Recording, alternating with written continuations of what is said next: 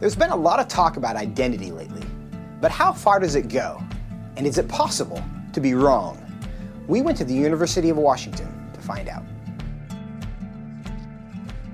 Are you aware of the debate happening in Washington State around the ability to access bathrooms, locker rooms, spas based on gender identity and gender expression? I think people should be able to have access to the facility. I think bathrooms could and potentially should be gender neutral because there doesn't need to be a classification for differences. I think people definitely should have the ability to go into whichever locker room they want. I feel like at least public universities should do their best to accommodate for those who do not have a specific gender identity.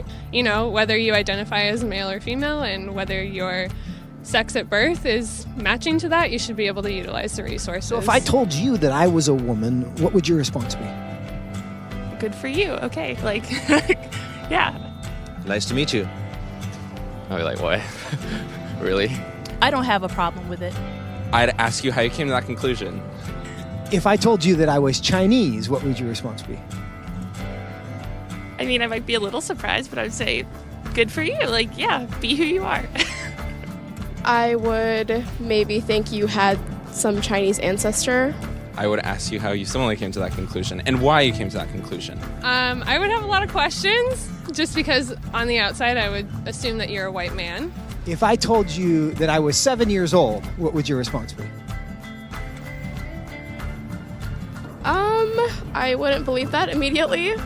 I probably wouldn't believe it, but I mean, it wouldn't really bother me that much to go out of my way and tell you, no, you're wrong. I'd just be like, oh, okay, he wants to say he's 7 years old.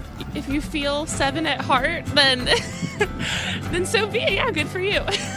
So if I wanted to enroll in a first grade class, do you think I should be allowed to?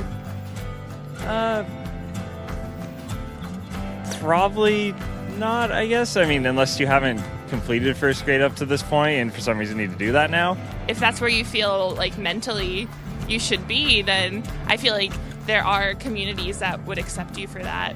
I would say so long as you're not hindering society and you're not causing harm to other people, I feel like that should be an okay thing. If I told you I'm 6 feet 5 inches, what would you say? That I would question. Why? Because you're not.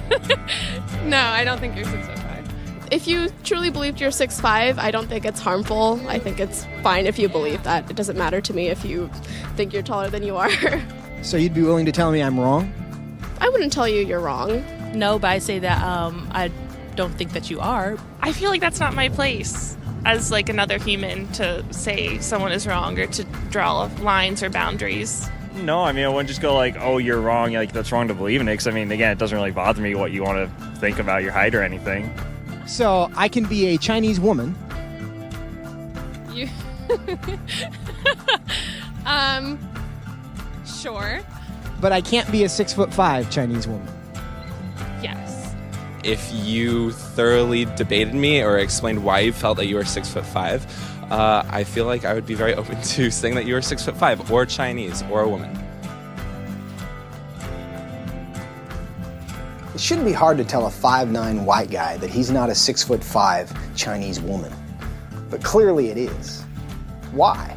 What does that say about our culture? And what does that say about our ability to answer the questions that actually are difficult?